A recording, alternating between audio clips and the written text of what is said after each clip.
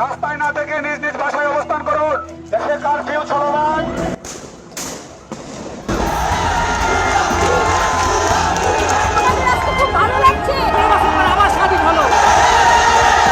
ছাত্র জনতার গণঅভ্যুত্থানের মুখে ৫ আগস্ট দুপুরে পদত্যাগ করে ভারতে পালিয়ে যান সাবেক প্রধানমন্ত্রী শেখ হাসিনা।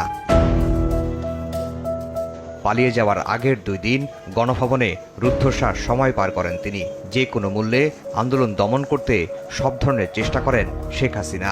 ৪ আগস্ট দুপুর থেকে ৫ আগস্ট ঢাকা ছাড়ার আগ পর্যন্ত নানা ঘটনার বিবরণ উঠে এসেছে আন্তর্জাতিক অপরাধ ট্রাইব্যুনালে প্রসিকিউশনের জমা দেয়া নথিতে।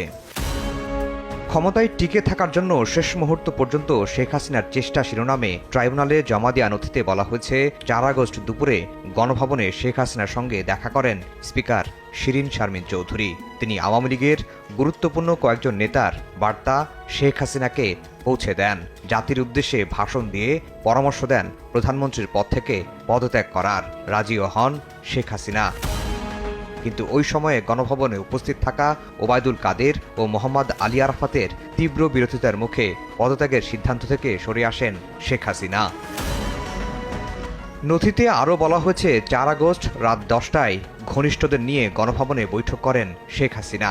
বৈঠকে বোন শেখ রেহানা, স্বরাষ্ট্রমন্ত্রী আসাদুজ্জামান খান কামাল, আইনমন্ত্রী আনিসুল হক, ৩ বাহিনীর প্রধান আইজিপি আব্দুল্লাল মামুন, সেনাবাহিনীর কিউএমজি লেফটেন্যান্ট জেনারেল মুজিব ও র্যাবের ডিজি উপস্থিত ছিলেন। বৈঠকে ৫ আগস্টের ছাত্র জনতার আন্দোলন দমনের বিষয়ে খোলামেলা আলোচনা হয়। পরবর্তীতে সেনাবাহিনীর অপারেশন কন্ট্রোল রুমে ৩ বাহিনীর প্রধান ও আইজিপি সহ আইনশৃঙ্খলা বাহিনীর আরেকটি বৈঠক হয়। ওই বৈঠকেই ঢাকা ও ঢাকার প্রবেশমুখে কঠোর অবস্থান নেয়া এবং সেনা পুলিশ সমন্বয়ে কাজ করার সিদ্ধান্ত হয়। ৪ আগস্ট রাতের বৈঠকে শেখ হাসিনার সাথে আরও ছিলেন গুরুত্বপূর্ণ কয়েকজন মন্ত্রী, দলের শীর্ষ পর্যায়ের নেতা, নিরাপত্তা বাহিনীর শীর্ষ কর্মকর্তারা ও নিরাপত্তা উপদেষ্টা তারেক সিদ্দিকী। এ বৈঠকে শেখ হাসিনার পদত্যাগের বিষয়টি উঠলে ক্ষুব্ধ হয়ে তিনি বলতে থাকেন, যা হবার হবে, তিনি ক্ষমতা ছাড়বেন না। সে সময় মেরুদণ্ড শক্ত করে বিক্ষোভ দমনে সেনাপ্রধানকে নির্দেশ দেন শেখ হাসিনা। তখন প্রধানমন্ত্রীর নিরাপত্তা উপদেষ্টা তারেক সিদ্দিকী বলতে থাকেন, সেনাবাহিনী গুলি চালিয়ে কিছু লোক মেরে ফেললেই বিক্ষোভ এমনিতেই থেমে যাবে।